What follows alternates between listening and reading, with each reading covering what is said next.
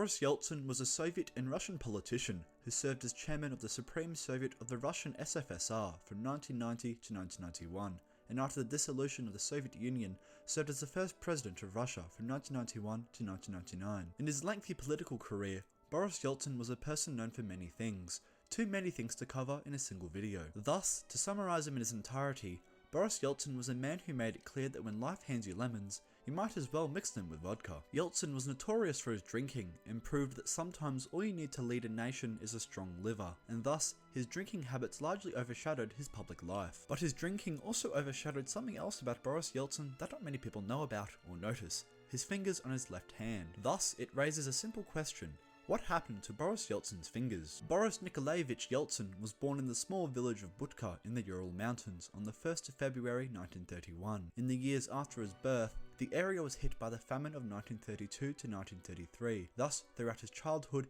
Yeltsin was often hungry. In 1932, Yeltsin's parents moved to the city of Kazan, and then in 1937 moved to the city of Berezniki in Perm Krai. It was here that one fateful day that Yeltsin and his friends decided to do something that most people would immediately think was a terrible idea: steal a grenade from a Russian army warehouse. Boris Yeltsin detailed the unfortunate accident in his 1990 autobiography Against the Grain. Quote, "We decided to procure some grenades and dismantle them, to study them and understand what's inside. So I volunteered to sneak inside the church. After dark, I sneaked through 3 barbed wire perimeters, and while the sentry was at the other side of the building, I hand-sawed the bars over a window. Got inside, took 2 RGD-33 hand grenades and got away safely. I was lucky, the sentry would have shot without warning." Following the heist, Yeltsin and his companions travelled 60 kilometers to a wooded area. Yeltsin, displaying a single moment of safety, instructed his friends to maintain distance as he commenced the process of disassembling the grenade. "I persuaded the guys to get 100 meters away and hit it with a hammer,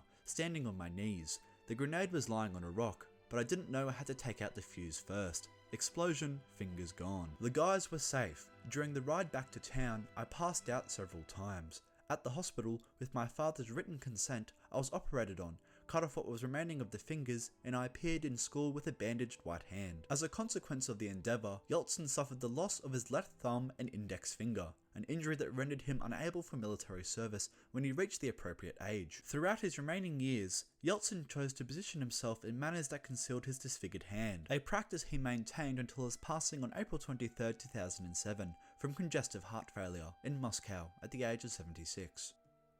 This has been me, Jack, and please make sure you drink responsibly.